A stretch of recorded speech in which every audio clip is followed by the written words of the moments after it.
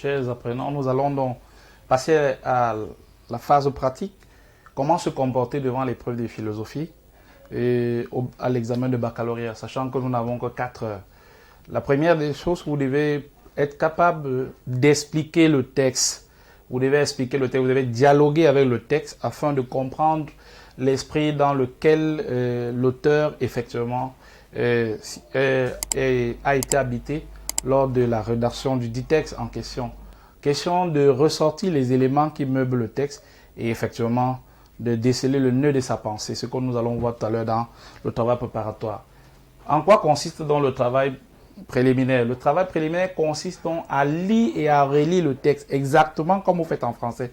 Il s'agira dans un premier temps de lire et relire le texte. Mais ce n'est pas une lecture transversale. Il s'agit de lire le texte en décelant les éléments clés, c'est-à-dire que les éléments sur lesquels l'auteur adosse sa pensée. Ce sont ces éléments-là qui doivent vous aider à mieux comprendre de quoi il est question dans le texte. La première chose que je m'en vais rapidement vous dire, lorsque vous avez à faire un commentaire, ne négligez aucun détail du texte et prêtez une attention particulière à la première, à la dernière phrase du texte. Ces deux phrases peuvent rapidement vous indiquer de quoi il est question dans le texte. Si d'aventure, ce n'est pas le cas, faites une lecture approfondie, soyez très concentrés pour comprendre le texte. Allons-y ensemble. Dans le cadre même de l'économie traditionnelle, en décidant des activités relativement simples à comprendre, l'homme décide de son temps. Ce que moi je fais, c'est que je relève les concepts qui retiennent rapidement mon attention. Je vois dans l'économie traditionnelle. Je vois économie traditionnelle. Tout à l'heure, on va comprendre pourquoi. Économie traditionnelle. Je vois activité relativement simple à comprendre. L'homme décide aussi de son temps. Je vois le concept de temps qui retient mon attention. En travaillant à un rythme voulu par lui. Rythme. On parle de rythme voulu par lui. Voulu par lui. Un rythme voulu par lui. Il fait naître un temps. Ouais, le concept de temps revient. Un temps également voulu par lui revient. Vous allez comprendre tout à l'heure pourquoi je relève ces concepts. Ouais, cette récurrence de lexical va m'amener à comprendre de quoi il est question dans le texte. L'agriculteur traditionnel ne connaît par exemple pas le repas de midi. Je retiens le concept midi. Il travaille dès le point du jour. Je vois travail. Il travaille dès le point du jour. Je vois également point du jour. Donc ce sont les concepts qui retiennent mon attention. Ce que je voudrais rappeler ici, c'est que lorsque vous lisez le texte à l'examen, ayez toujours le crayon à billes. Vous soulignez tous ces concepts et à la fin, vous allez voir à quoi doit vous servir ce travail de recherche sémantique et lexicale, effectivement. Ce découpage de la journée, vous voyez, découpage. Ce découpage de la journée. Ce découpage de la journée est voulu par lui. Je ne vais pas répéter le mot voulu par lui. Il n'y a pas des moments appelés petit déjeuner. Petit déjeuner. Il n'y a pas de moments appelés petit déjeuner. Dîner. Dîner. Mais des moments d'activité, de fatigue, de repos et de restauration. Vous avez un temps d'arrêt où si vous êtes attentif, vous allez voir que le texte est coupé. C'est pour ça que vous voyez les points de suspension entre crochets. Ça veut dire qu'il y a des éléments du texte qui n'ont pas été utiles. On n'a pas jugé nécessaire de les mettre pour la compréhension du texte. Donc ils ont été coupés et on va poursuivre. Or, dans le style de la vie moderne, maintenant je vois vie moderne. Dans le style de la vie moderne, je vois vie moderne. Le temps est devenu harcelant. Je vois le concept de temps qui revient. Le temps est devenu harcelant. Le temps est devenu harcelant. Au lieu d'être produit par notre activité, donc ici, au lieu d'être produit par notre activité, il semble exister indépendamment de notre activité. Et donc l'auteur, tout à l'heure je vais revenir à l'explication de manière globale. En effet, le caractère harcelant de ce temps, le temps revient, provient du fait que l'homme n'a plus de loisirs. Je retiens le concept loisir. L'homme n'a plus de loisirs dans le système de production de l'économie moderne. De décider des tâches à accomplir ni par conséquent du temps de leur accomplissement. On revient sur le concept de temps. Ces tâches lui sont souvent prescrites de l'extérieur. Prescrit des tâches, c'est conséquemment prescrit un temps. Le temps revient également pour l'exécution de chacune d'elles. Quelque chose échappe donc à l'homme dans ces situations. Vous voyez, cette dernière phrase est comme une sorte de résumé, c'est-à-dire là où l'auteur chute.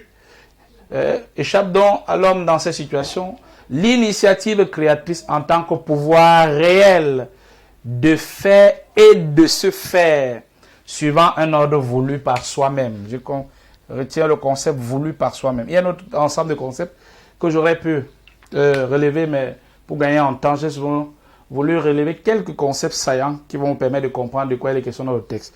Pour faire simple, que dit Ebenezer John Mollett? Ebenezer John Mollett dit, puisque nous sommes dans effectivement l'approche pédagogique par les compétences, Ebenezer John Mollett dit que quand vous allez dans le contexte traditionnel, nous avons l'habitude d'aller passer les vacances dans nos différents villages, vous vous rendrez compte que les gens se lèvent à leur heure. Il y en a qui sortent à 5 heures pour aller au travail, c'est-à-dire au champ, le travail de champ. Il y en a qui se lèvent à 6 heures, il y en a qui se lèvent à 8 heures, ainsi de suite. Donc, ils vont au champ, mais que font-ils lorsqu'ils sont appelés à exercer l'activité champêtre? Il n'y a pas une heure définie pour déjeuner, pour dîner. Il n'y a pas une heure définie. C'est-à-dire que selon qu'on est appelé à faire les travaux de champ, tel ou tel endroit, vous allez vous rendre compte que certains, effectivement, prennent le dîner à 11 heures, d'autres à 13 heures, d'autres à 15 heures, ainsi de suite. Ça dépend de la répartition des activités à mener ce jour-là. Si vous regardez bien, de la première phrase jusqu'à les crochets, c'est de ça que l'auteur parle. Il dit, dans le cadre de l'économie traditionnelle, c'est le sujet, c'est l'individu, c'est le travailleur lui-même qui définit la proportion du temps alloué à l'activité à mener. C'est-à-dire qu'il y a une sorte de liberté, une sorte d'autonomie. L'homme travaille à un rythme voulu par lui. C'est pas quelqu'un qui lui impose la durée et le timing de l'activité à mener, mais c'est lui-même consciemment qui définit la période, la durée de l'activité. Il y en a qui décideront effectivement de faire leur champ de 6 heures à 9 heures et après vont décider d'aller au marché ou à leur réunion ou aller rendre visite à quelqu'un à l'hôpital. Il y en a qui vont décider effectivement de travailler de 6 heures à 18 heures en fonction des besoins, en fonction des exigences. Il y en aura d'autres qui vont peut-être arriver même au champ à 10 heures pour rentrer à 17 heures et ainsi de suite. Donc, dans le cadre de l'économie traditionnelle, dit Ebenezer John Mollett, l'homme est beaucoup plus autonome, l'homme est beaucoup plus libre. C'est lui qui organise son temps à sa guise. Il mène les activités proportionnellement à, comment dirais-je, à la liberté qu'il a lui-même préalablement définie. Or, dans la deuxième partie du texte, que dit Ebenezer John Mollett? Or, vous voyez un connecteur d'opposition. Dans le style de la vie moderne, le temps est devenu harcelant. Nous savons tous que dans les métropoles, les gens se lèvent à 4 heures pour aller au travail. Vous arrivez très souvent au travail, le patron vous demande que est-ce que c'est l'heure ici. Vous voyez que là, ce n'est pas vous. On vous recrute par exemple pour travailler de 7 heures à 17 heures. Vous êtes tenu, vous avez l'impératif du temps. C'est-à-dire que vous êtes tenu de mener les activités selon le timing défini par votre employeur. Donc, vous ne pouvez pas vous comporter comme celui qui, dans le cadre de l'économie traditionnelle, dispose de son temps à sa guise. Donc, dans le cadre de l'économie moderne, c'est le travailleur subit effectivement le timing à lui donner, à lui proposer par l'employeur. Et vous voyez donc que c'est pour ça que Ebenezer John Mollett parle du caractère harcelant. Le temps dans ce contexte-là, effectivement, est comme un couperet, quelque chose qui harcèle l'homme. Et l'homme, dans ce contexte, ne connaît plus le loisir, il ne connaît plus le repos. Donc, il ne dispose pas de son temps comme il aurait souhaité effectivement vivre. Donc, les tâches à accomplir dans ce contexte sont les tâches à lui imposer, alors qu'ici, les tâches accomplies sont les tâches que lui-même il a définies. Et à un certain moment, il peut se décider de arrêter et rentrer. Alors que dans le cadre de l'économie moderne, il est sous la contrainte du travail. C'est pour ça que l'auteur conclut en disant que prescrire des tâches, c'est conséquemment prescrit un temps pour l'exécution de chacune d'elles. On ne vous donnera jamais, dans le cadre de l'entreprise, un travail, on vous dit que vous faites comme vous voulez, le jour que vous aurez le temps pour finir, finissez-le jamais. Si vous êtes secrétaire de bureau, le patron vous dit que j'ai besoin de ce document dans les 30 minutes qui suivent, dans les 15 minutes qui suivent, et ainsi de suite. Si vous êtes dans le cadre de l'enseignement, comme c'est le cas avec nous, on vous dira par exemple le délai de remise des copies, c'est telle période, etc. Il faudra relever les notes et ensuite introduire les notes dans la machine. Donc, vous voyez donc que dans le cadre de l'économie moderne, il y a un timing à respecter pour chacune des activités à vous allouées.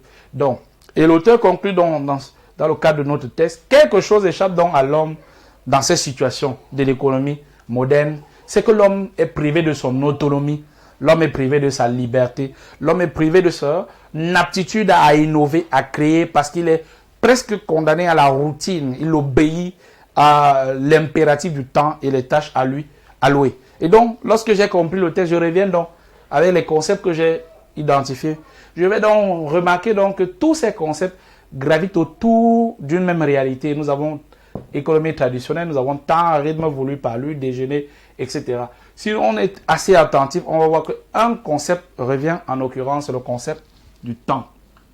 Et donc, lorsque l'élève est capable de relever ce concept, il va donc se rendre compte dans le travail, son travail préparatoire brillant, que lorsqu'il sera question d'identifier de quoi parle l'auteur, il aura très vite compris le texte. Donc le travail que vous devez faire, chers apprenants, lorsque vous avez une épreuve, c'est d'abord de répertorier les concepts qui vous paraissent récurrents, de tenter de comprendre le raisonnement de l'auteur et de rapprocher votre analyse par rapport à tous ces concepts que vous avez préalablement identifiés. Cette analyse, ce travail va vous permettre aisément de déceler tous les facteurs clés du travail de préparation, de compréhension du texte, à savoir, ce sont les éléments que vous devez toujours avoir présents à l'esprit, parce que si vous n'aviez pas ces éléments-là, vous aurez du mal à rédiger votre commentaire de texte. Il faut toujours avoir présent à l'esprit de quoi parle l'auteur, le thème, qu'est-ce qui le préoccupe, le problème, quelle est la réponse qu'il propose par rapport au problème, sa thèse, et éventuellement votre aptitude à remettre en question son jugement, ce qu'on appellera la problématique. Voilà donc les éléments qui doivent meubler votre introduction. Donc dans votre introduction, on doit pouvoir déceler très rapidement de quoi parle le texte, quel est le problème qui préoccupe l'auteur, quelle est la thèse qu'il soutient, est-ce que vous êtes d'avis avec lui et comment vous envisagez discuter sa thèse. Et donc, pour faire simple, ce qu'on attend de vous, je précise encore, ce qu'on attend de vous, vous voyez que c'est sur un point et demi que vous surfez lorsque vous êtes appelé à rédiger une introduction. Vous devez être précis et concis. Il n'y a pas de, comme par le passé, amener le sujet, il n'y a pas ça ici. Vous allez aller droit au but. Dans ce texte d'Ebenezer John Mollett, il est précisément question de, ou de le thème. Dans ce texte de, ça dépend de quel auteur, ça peut être Toa ou John Mollett, on n'en a que deux. Dans ce texte de John Mollett, il est question du temps et l'auteur s'évertue à préciser sa véritable nature. Là, nous sommes au problème. Dans ce texte d'Ebenezer John Mollett, il est question du temps et l'auteur s'évertue à préciser sa nature, on pose au problème, et soutient l'idée selon laquelle le temps dans le contexte traditionnel est source de liberté, à contrario au contexte moderne qui est aliénant, c'est tout. Je reprends encore.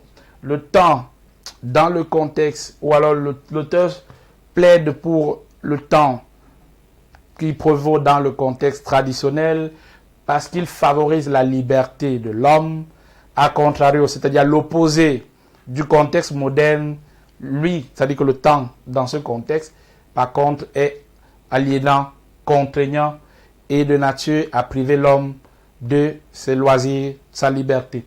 Voilà donc les éléments que nous devons retrouver à l'introduction. Évidemment, après la thèse de l'auteur, vous la questionnez. La thèse d'Ebenezer John Mollett est-elle à l'abri de toute objection? Quand on sait que le caractère fugace, parce que le temps ne revient jamais, le temps passé ne reviendra jamais, personne de nous n'a une machine à remonter le temps. Donc, que le temps soit dans le cadre de l'économie moderne, qu'il soit dans le cadre de l'économie traditionnelle, un temps qui s'en va ne revient jamais. Cela nous amène à comprendre qu'il y a donc quelque chose à questionner dans la pensée d'Ebenezer John Mollin, parce que le temps, quel que soit le contexte, est évanescent, fugace, et par conséquent, il est de nature à contraindre l'homme. Pourquoi? Parce qu'on a souvent l'habitude de dire que on aurait aimé que le temps suspende son vol pour que nous puissions profiter des délices. Ça veut dire que même quand vous êtes heureux dans un contexte, le temps s'en va. Et quand il s'en va, vous commencez à retomber dans les regrets parce que vous aurez aimé que le temps dure éternellement. Cela dit que si le temps dans le contexte traditionnel est épanouissant, le temps dans le contexte moderne est contraignant, il y a que ce temps a une caractéristique qui est commune aux deux contextes, c'est qu'il est fugace, c'est qu'il est passager, et ce caractère passager du temps nous rend tristes, quoi qu'il arrive. Donc voilà, chers amis, chers apprenants, le travail préparatoire à faire au brouillon. Et lorsque vous avez fini de faire ce travail-là, vous devez donc écrire votre commentaire en 15 lignes minimum et en 25 lignes maximum. On va donc voir tout à l'heure comment rédiger un commentaire de texte plus simplement. Vous ne devez pas excéder la norme. Si vous excédez la norme, ça veut dire que vous n'avez pas compris ce qu'on vous demande. Donc, au niveau de cette évaluation de la ressource, vous n'aurez pas le maximum de points. Tenez toujours compte de la notation parce que sur votre épreuve, elle est consignée 1,5 point pour l'introduction. Effectivement, vous aurez 6 points pour le corps du devoir, 1,5 point pour la conclusion. Donc, nous revenons tout à l'heure pour le cas pratique, une introduction jusqu'à la conclusion.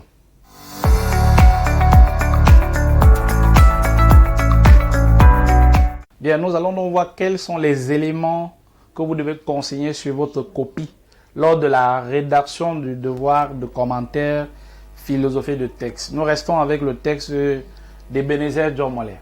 Et vous allez voir que dans ce tableau, il y a un ensemble d'éléments qu'on attend de vous, puisque vous êtes tenu par l'impératif du nombre de lignes, 15 lignes au minimum et 25 lignes au maximum. Dans ce tableau, vous allez voir que nous avons les références, le thème, le problème, la thèse de l'auteur, la problématique éventuelle, un essai d'introduction intégrale, la structure logique du texte, l'idée pour la réfutation, l'idée pour la réinterprétation et un essai de conclusion. Voilà à peu près les éléments qui doivent vous guider lors de la rédaction de votre commentaire philosophique du texte.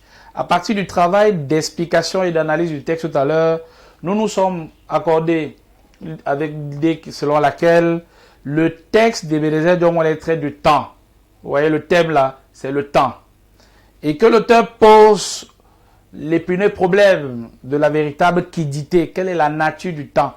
Comment peut-on identifier le temps? Comment peut-on caractériser le temps? Donc, Ebenezer John Mollin, dans ce texte, veut répondre à la question de savoir quelles caractéristiques attribuer au temps ou alors quelle quiddité, quelle nature attribuer au temps. Donc, le problème, c'est celui de la véritable nature du temps. Et il y a, relativement à ce problème, une réponse que l'auteur lui-même propose à sa préoccupation initiale. Et là, ici, Ebenezer John Mollin soutient l'idée selon laquelle le véritable temps est traditionnel parce que libérateur. Souvenez-vous de ce que j'ai dit tout à l'heure. Le temps traditionnel est un temps dont on dispose à sa guise. Donc, c'est le travailleur dans ce contexte-là qui définit la périodicité de ses activités. A contrario au temps moderne qui, lui, est aliénant. Aliénant pourquoi? Parce que vous subissez les impératifs ou les exigences du temps. C'est-à-dire la période, cette fois-là, ce n'est pas vous qui la définissez.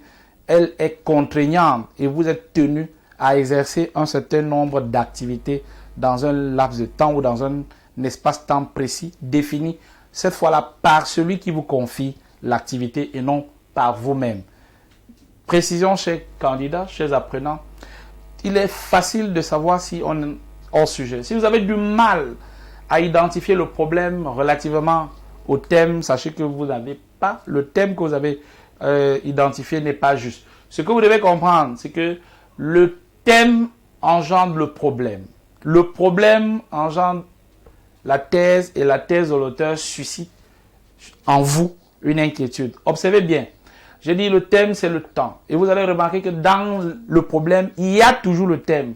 Le thème, c'est le temps. Le problème, lui, c'est quoi? La nature véritable du temps. Ouais, les deux sont consubstantiels, ils sont intimement liés. Et évidemment, la réponse de l'auteur est la réponse relative à la préoccupation par rapport au concept de départ.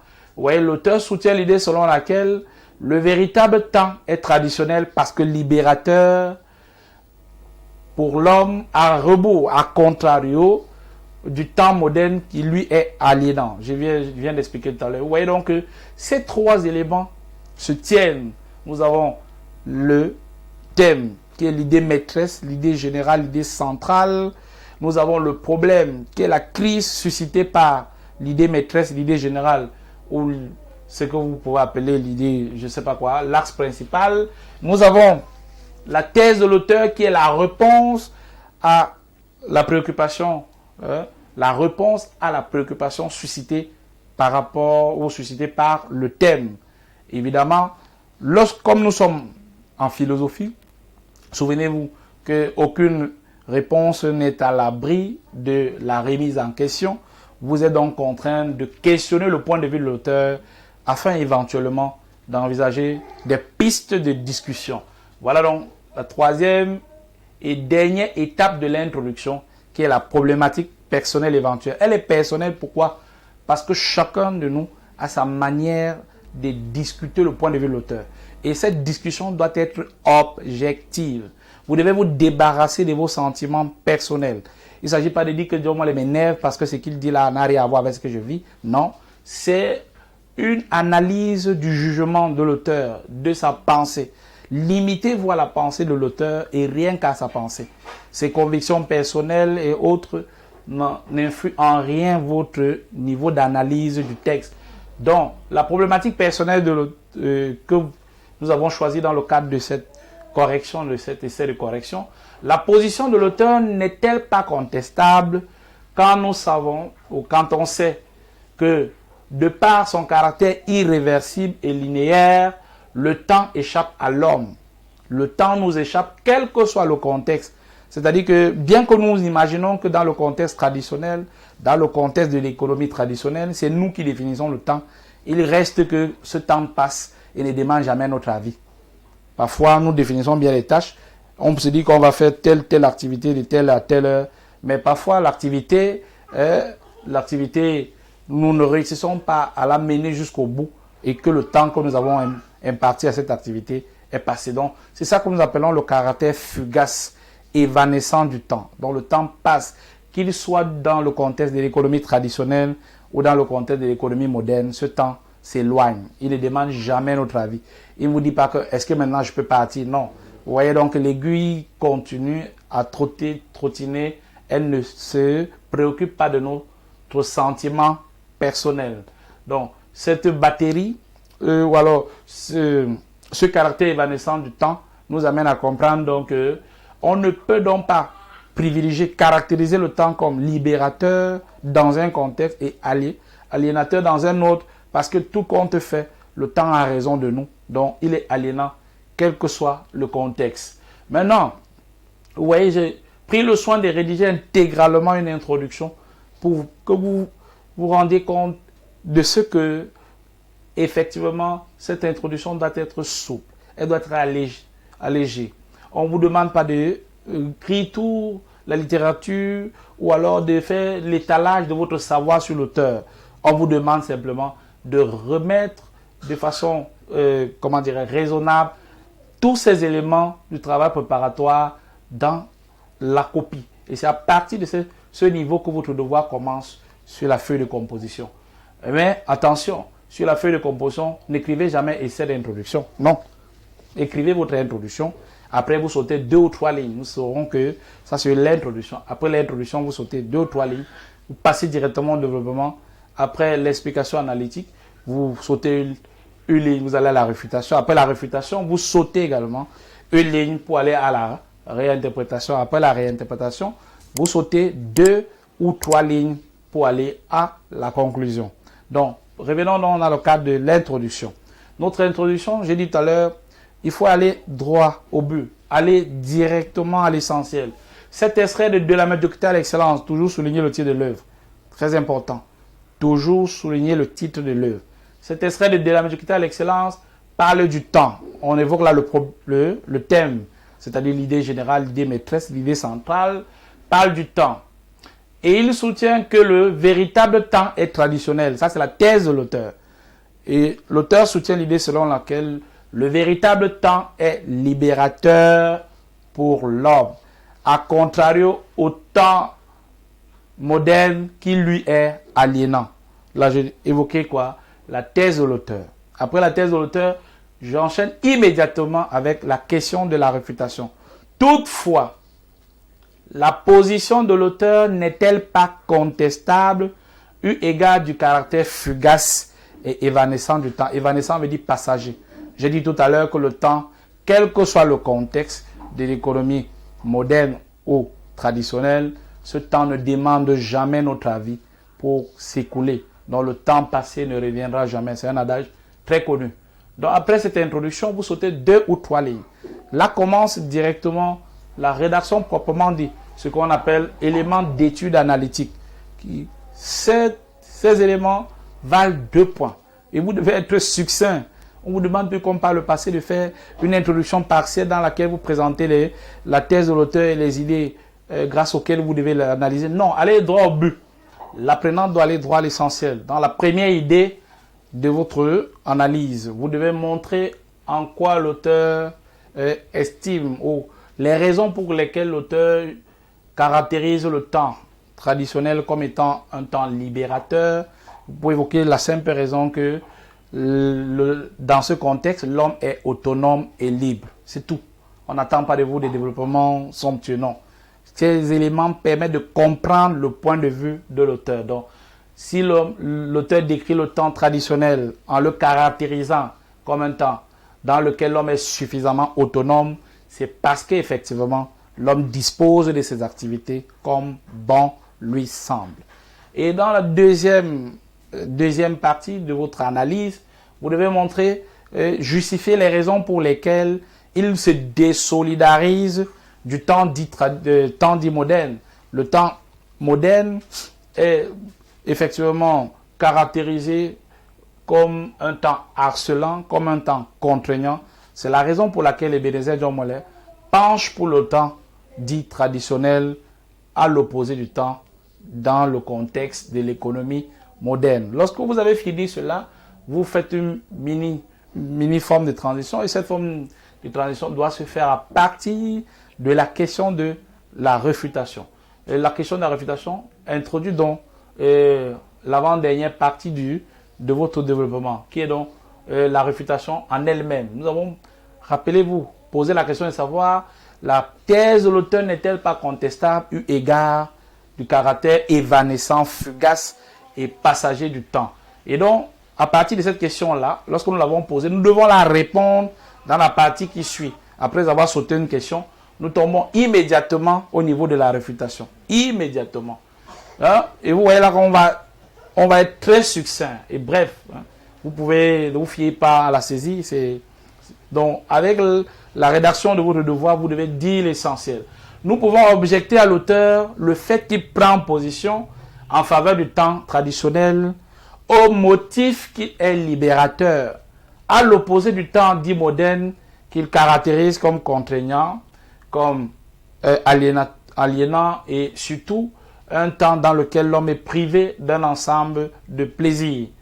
Et comment on fait le reproche à l'auteur? Pourquoi nous lui objectons? Nous lui objectons en lui faisant remarquer humblement que quel que soit le contexte, qu'il soit traditionnel ou moderne, le temps est irréversible. Le temps est passager, le temps est évanescent. Et ce caractère fugace, passager, évanescent du temps fait donc qu'on ne saurait le dissocier, quel que soit le contexte, ou dissocier le temps dans le contexte de l'économie moderne avec le temps dans le contexte de l'économie traditionnelle. Bon, après cela, vous pouvez, au-delà de cette objection, quel enseignement pouvons-nous tirer de ce texte? Vous sautez une ligne et vous allez directement à la réinterprétation. Je rappelle que on a élagué tous les éléments qui rendaient lourd le commentaire. On va droit au but, on donne l'essentiel parce qu'il s'agit de respecter les 25 lignes. Donc, John Mollé a le mérite de mettre un accent sur la véritable nature du temps. Donc, Ebenezer John Mollé a le mérite, dans un premier temps, de nous renseigner sur ce qu'est réellement le temps. Elle peut le dire et montrer que dans un contexte comme le nôtre où les gens courent après le temps, vous voyez les gens en route sont pressés, personne ne veut laisser passer l'autre. Chacun est toujours en train de se comporter comme s'il voulait rattraper le temps. Et Ebenezer John Mollé a le mérite de nous enseigner que c'est nous qui disposons du temps.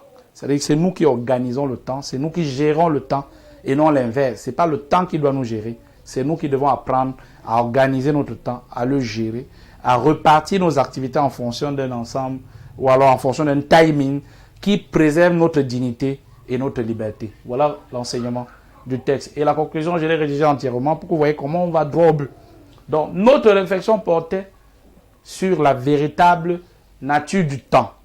Notre réflexion portait sur la véritable nature du temps. Peu importe le texte, vous dites notre réflexion portait sur, vous complétez avec le problème posé par le texte et l'auteur a soutenu l'idée selon laquelle vous donnez la thèse, c'est-à-dire ça aurait pu être Toa.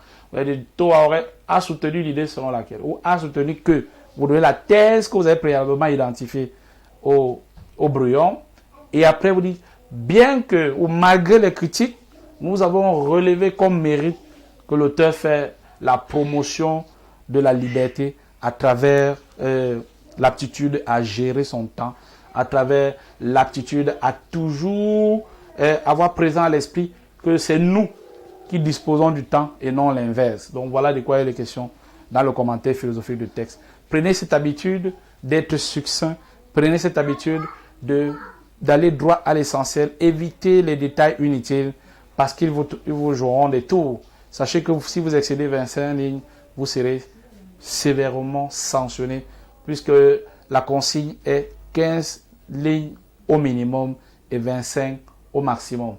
Voilà en ce qui concerne la méthodologie du commentaire. Nous allons donc aborder cette fois-ci, tout à l'heure, la correction du sujet de type 2 ou alors le sujet de dissertation dans le cadre de l'évaluation de l'agir compétent. Alors, nous revenons dans quelques instants.